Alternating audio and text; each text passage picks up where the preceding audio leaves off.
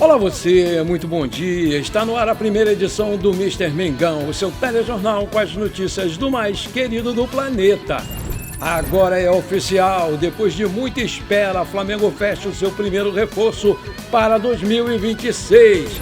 Com direito a placar centenário, o Fla Basquete vence o Vasco no penúltimo jogo do ano. Felipe Luiz dá ok para a proposta do Flamengo, mas salário da comissão técnica emperra acordo às vésperas do fim do contrato. Saída de Matias Vinha do Flamengo é barrada após proposta do River Plate ser considerado uma pechincha. Essas e outras você confere agora. Fica comigo até o final, porque aqui tem muito mais Flamengo pra você. O Jogo das Estrelas de 2025 reuniu 3 gerações diferentes do Flamengo que ganharam tanto o Campeonato Brasileiro quanto a Libertadores. E antes da bola rolar, ontem no Maracanã, jogadores e ex-atletas que conquistaram os 2 títulos desfilaram com as suas taças. Zico e Júnior, campeões juntos de 1980, 81, 82 e 83. Rafinha, 2019, Arrascaeta, Jorginho, Pedro e Léo Ortiz, quarteto que ganhou os torneios em diferentes anos e juntos aqui no Flamengo em 2025. Os atuais jogadores do Flamengo ficaram no mesmo time do Zico e Arrascaeta se derreteu ao jogar ao lado do Galinho de Quintino. Só fiquei na meia esquerda e já escutei a dica dele. Risos, é o maior que nós temos. Poder compartilhar esses momentos que são únicos, caras que foram heróis desse clube do Brasil, para mim é um prazer e uma honra enorme. Com a bola rolando, o time do Zico venceu e com direito a um golaço de bicicleta do Pedro após um cruzamento do Capacete Júnior. Time vermelho do Zico venceu por 11-6 o time branco do Romário. Além dos craques do Flamengo, o jogo contou com a joia do Corinthians, Breno Bidon, o presidente do Estudiantes e campeão da Libertadores, Juan Sebastián Verón, e ídolos da seleção como Romário, Aldair e Jorginho Tetra tiveram presença garantida.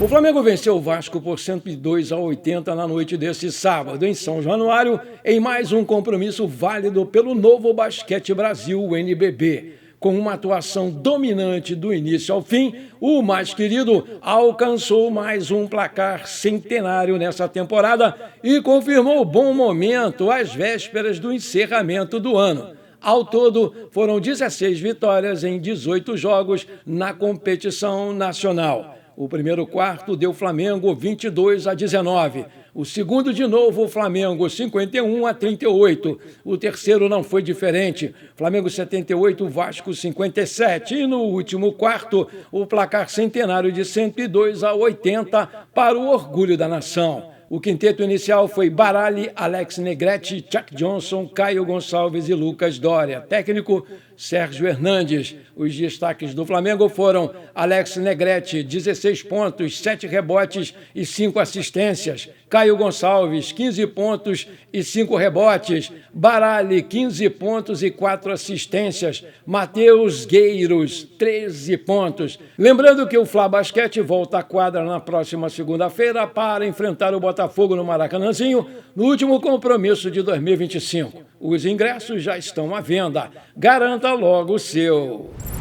O Flamengo já sacramentou a saída do atacante Juninho para o México e mais jogadores podem estar deixando o clube em 2026. Um dos avaliados é o lateral esquerdo Matias Vinha, porque o uruguaio acabou sendo pouco utilizado pelo técnico Felipe Luiz, até por sua condição física, e por isso ele está autorizado pelo Flamengo a buscar um lugar para jogar mais. Agora foi revelado que a única proposta que chegou ao Flamengo foi a do River Plate da Argentina. A diretoria do Flamengo entendeu que as condições oferecidas pelo River Plate foram muito menores do que o Mengão estava esperando receber pelo lateral esquerdo da seleção uruguaia. Não se sabe exatamente quantos argentinos ofereceram, mas o Flamengo estipulou 6 milhões de euros, 39,1 milhões de reais na cotação atual, para considerar negociar o jogador com outro clube. Dessa maneira, por enquanto, o mais querido conta com o uruguaio para a próxima temporada. Porém, caso algum time chegue nas cifras esperadas pelo clube, um negócio pode acontecer sim.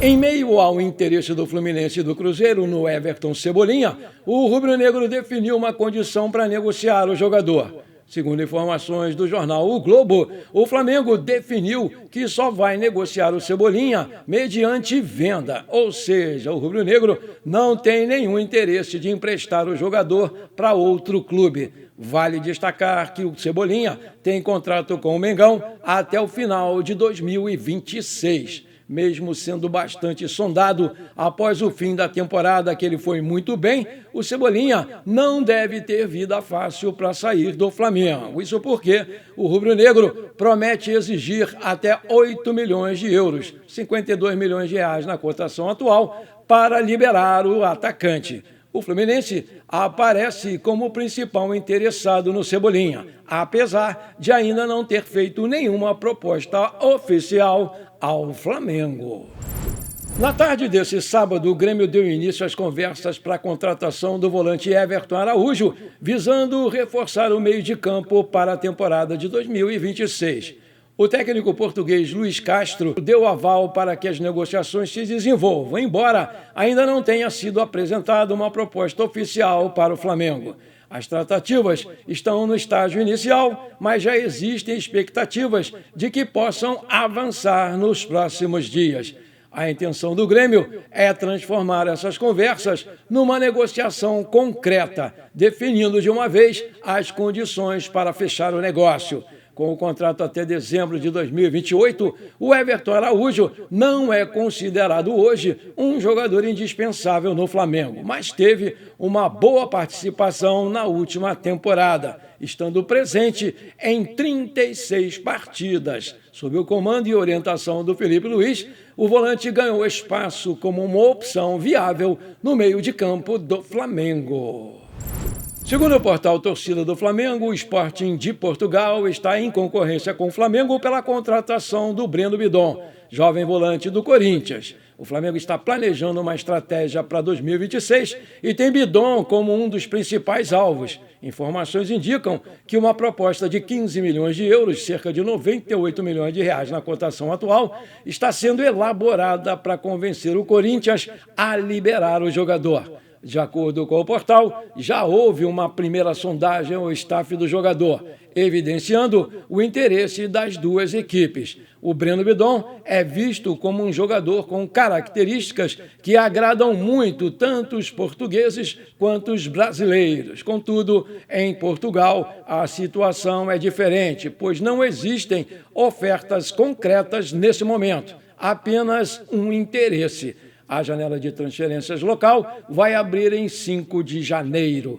Além do Flamengo e do Sporting, outras equipes europeias, como o Manchester United da Inglaterra, Napoli da Itália e PSV da Holanda, também estão monitorando a evolução do Breno Bidon no Corinthians. Maravilha! Se você está curtindo esse programa, então não esquece, manda abraço agora no like para fortalecer o nosso canal. Se você ainda não é inscrito, bora lá, me ajuda aí, me dá essa alegria. Aperta o botão inscrever-se, aperta o sininho ali, dá uma hypada no vídeo e pronto. Valeu, muito obrigado! A responsabilidade do reajuste do salário da comissão técnica é o que está travando no momento o acerto entre Felipe Luiz e Flamengo. O treinador deu o seu ok definitivo para a última oferta do Flamengo, mas entende que a remuneração do auxiliar Ivan Palanco e do preparador Diogo Linhares não devem sair desse montante. O clube discorda.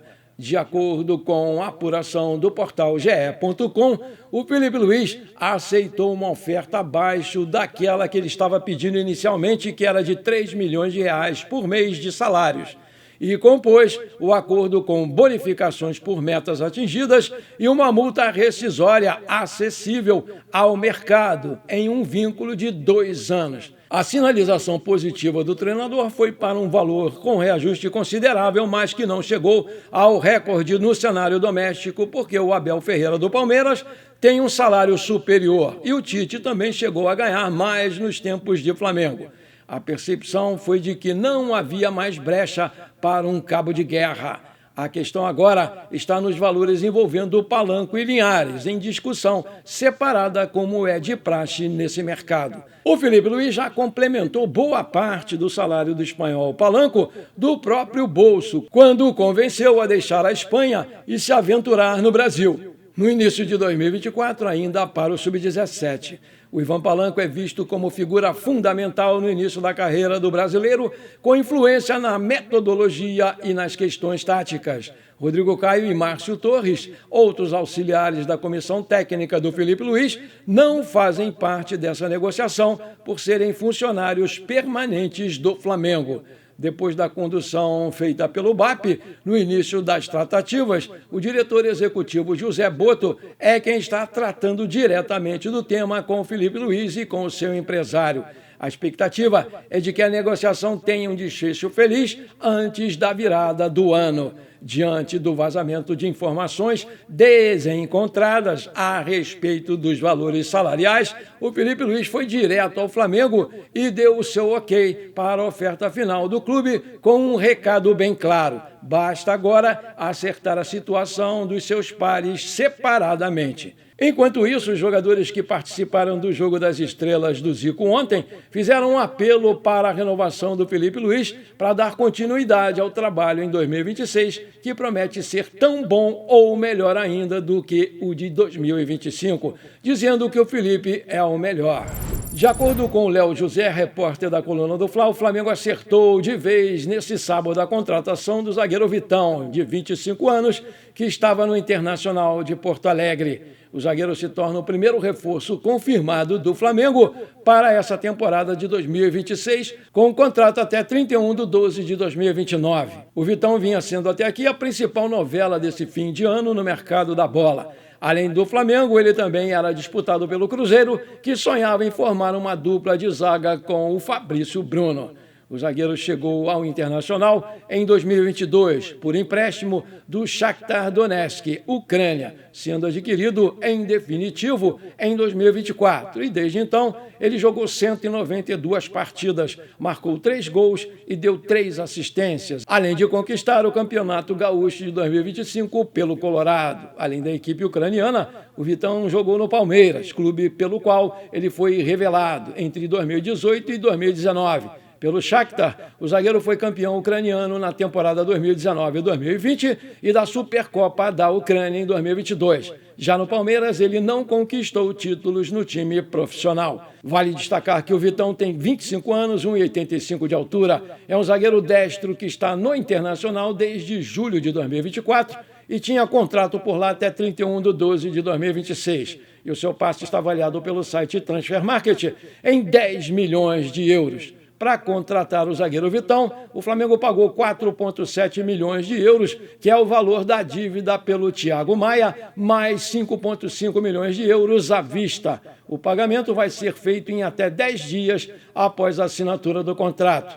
Além disso, ainda há um bônus no valor de 500 mil euros. Na negociação, o Flamengo passa a ter agora 80% dos direitos econômicos do zagueiro. As partes se entenderam nesse sábado e agora Flamengo e Internacional trocam as minutas de contrato para assinar de vez o negócio. Agora Vitão vai se apresentar junto com os demais atletas do elenco principal do Flamengo, que só volta a campo no dia 14 de janeiro na estreia do Campeonato Carioca.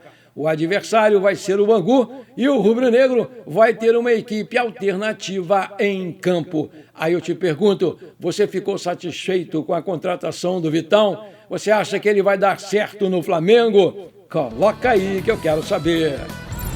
Bom, por enquanto foi isso. Espero que você tenha gostado desse nosso programa. Muito obrigado por você ter ficado comigo até aqui. Não esqueça de deixar aquele like maneiro e de dar uma hypada nesse vídeo, né? Porque isso é muito importante para o nosso crescimento no YouTube. Um forte abraço para você e bora ser feliz. Pra cima deles, Mengão!